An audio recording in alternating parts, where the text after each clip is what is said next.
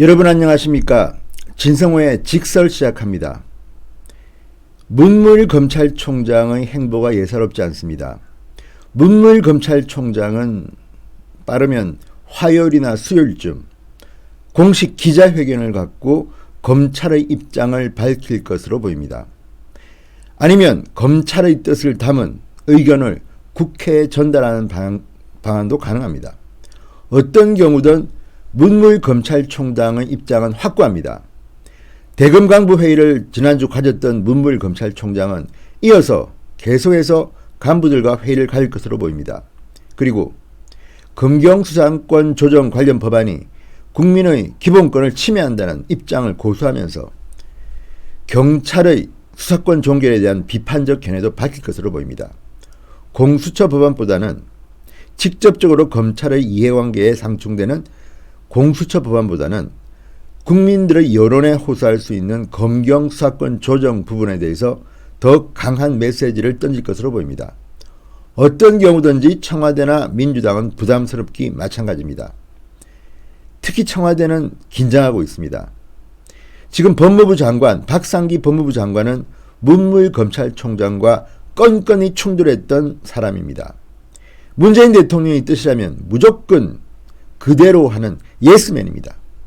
이미 1년 전에도 문무일검찰총장과 박상기 장관은 한판 크게 했습니다.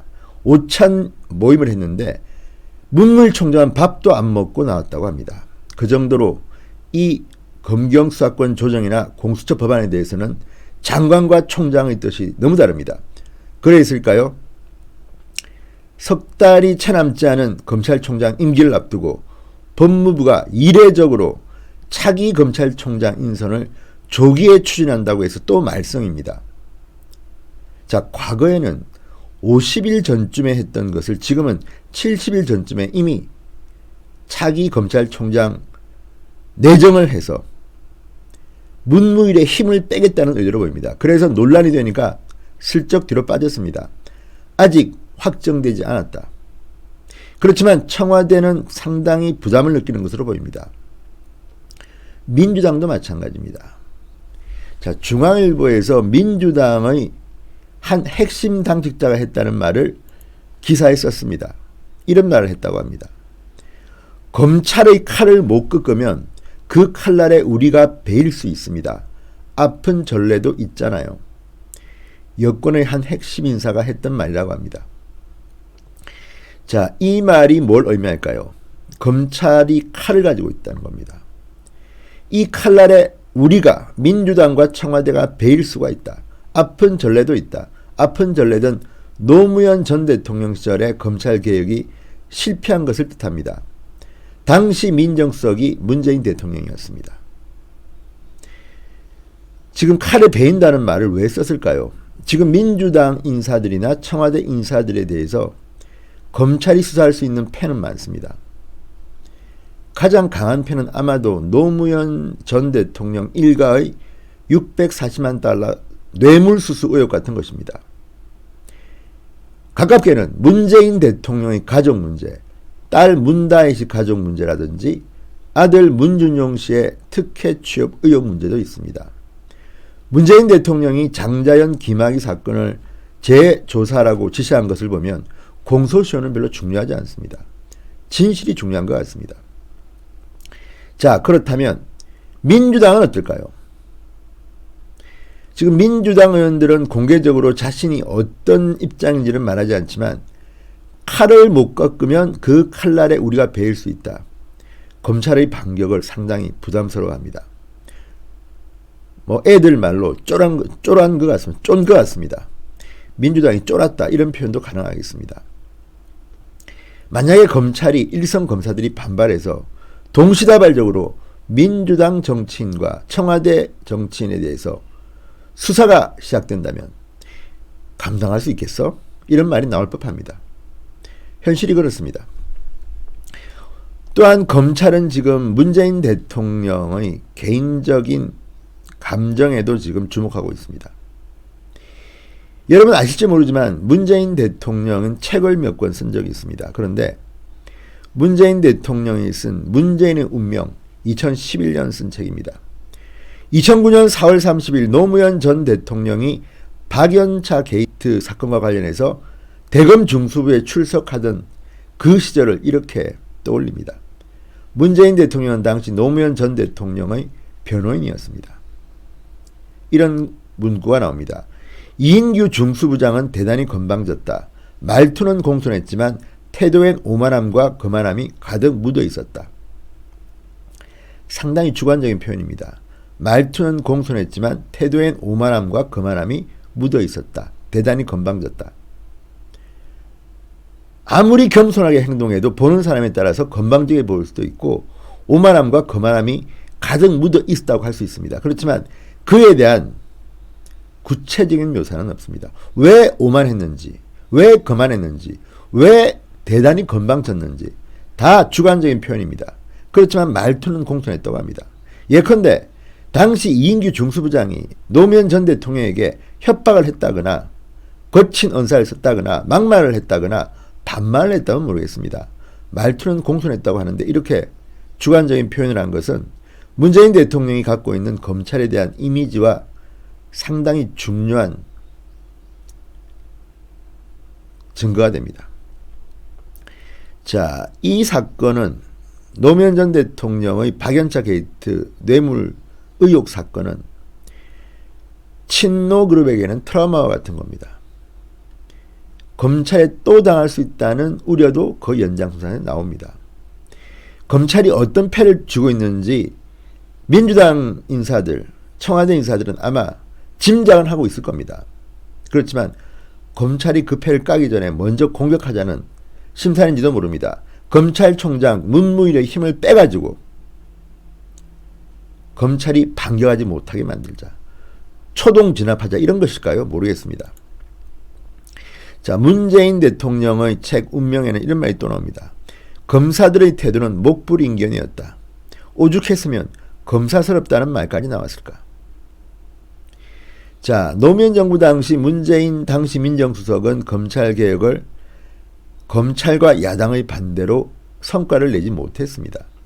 이번에는 성과를 낼 수 있을까요? 모르겠습니다. 법조계에도 반발하고 있습니다. 대법원도 공식적으로 이 법안에 대해서는 공수처 법안에 대해서는 반대 입장을 분명히 하고 있습니다. 대학 교수들도 공식적으로 문제가 많다고 입장을 밝혔습니다. 그렇다면 지금 문재인 대통령의 청와대와 민주당은 사면 초과에 빠져 있습니다. 자, 이해찬 더불어민주당 대표가 문재인 대통령 2년을 맞아서 이런 말을 했습니다. 문재인 정부 출범 2년의 가장 큰 변화는 민주주의의 복원이다. 참 개가 웃을 일입니다만 어쨌든 이해찬은 이렇게 주장했습니다. 문재인 정부 출범 2년의 가장 큰 변화는 민주주의의 복원. 그런데 문재인 대통령의 검찰총장, 문재인이 임명한 문무일 검찰총장이 아군인데 그 입에서 나온 말은 민주주의에 반한다는 말을 했습니다. 패스트트랙, 신속처리 안건에 올라탄 법안들은 민주주의 원칙에 위배된다고 말했습니다. 정면에서 반기를 든 겁니다. 공개적으로 구체적으로 말은 하지 않지만 지금 검찰들은 부글부글 끓고 있습니다. 마찬가지로 더불어민주당 내부도 부글부글 끓고 있다고 합니다. 검찰총장은 우리 편인 줄 알았는데 이해찬 대표의 말을 한마디로 거짓말로 만들어버렸습니다. 국민들의 여론도 별로 호의적인 것 같지는 않습니다. 여기에 바른미래당 원내대표 김관영이 의원총회에서 불신임당에서 물러났습니다. 다음 원내대표가 누구냐에 따라서 패스트트랙은 불가능할 수도 있습니다. 자, 이런 상황에서 민주당이 검찰의 칼을 못 꺾으면 그 칼날에 우리가 베일 수 있다. 먼저 치자는 이야기입니다. 문무일을 치고 또 문무일과 친한 간부를 치겠다는 겁니까? 모르겠습니다. 어쨌든 지금 청와대 민주당과 검찰 조직 간의 전쟁은 이미 시작된 것 같습니다. 어떤 결과가 나올까요? 검찰도 욕을 먹어도 쌉니다. 손혜원 의원 지금 수사 어떻게 되고 있습니까? 김학의 전 차관은 10년 전 일인데도 계속 수사 과정에서 뉴스가 쏟아지고 있습니다. 누가 어떻게 했다, 뭐 어떻게 했다. 그런데 지금 손혜원, 김태호가 고발한 사건이라든지 지금 동부지검이 수사하는 환경부 블랙리스트는 모르겠습니다. 지금 우리가 아는 것만 해도 상당히 진도가 나가 있고 문재인 정권의 많은 인사들은 처벌받아 마땅합니다. 오죽하면 황교안 대표가 그랬겠습니까? 지금 이렇게 악패가, 문재인 정권의 악패가 쌓이면 국민들이 심판할 것이다. 만약에 정권이 바뀌고 황교안 대표가 자유한국당의 승리를 이끈다면, 그리고 황교안 대표가 대통령이 된다면, 아니 황교안 대표가 아니라도 또 다른 보수 쪽 인사가 다음 선거에서 대통령에 당선된다면 박근혜 정부 인사에 대한 적폐수사 이상으로 문재인 대통령의 인사들은 가혹한 수사를 받아야 될 것으로 보입니다. 같은 잣대라면 누가 봐도 말도 안 되는 일들이 이렇게 많이 벌어졌는데 어떻게 이들은 이렇게 검찰을 가지고 놉니까?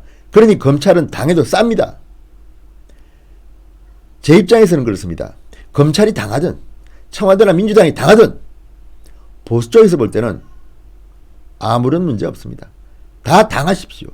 업보입니다. 어쨌든 검찰의 분위기가 심상치 않습니다.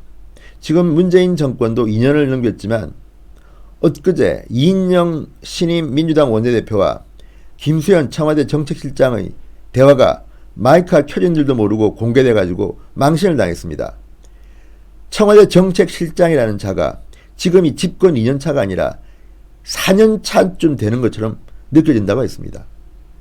정권 말기란 말입니다. 문재인 레임덕이 왔다는 것을 청와대의 핵심 지도부가 느끼고 있다는 겁니다.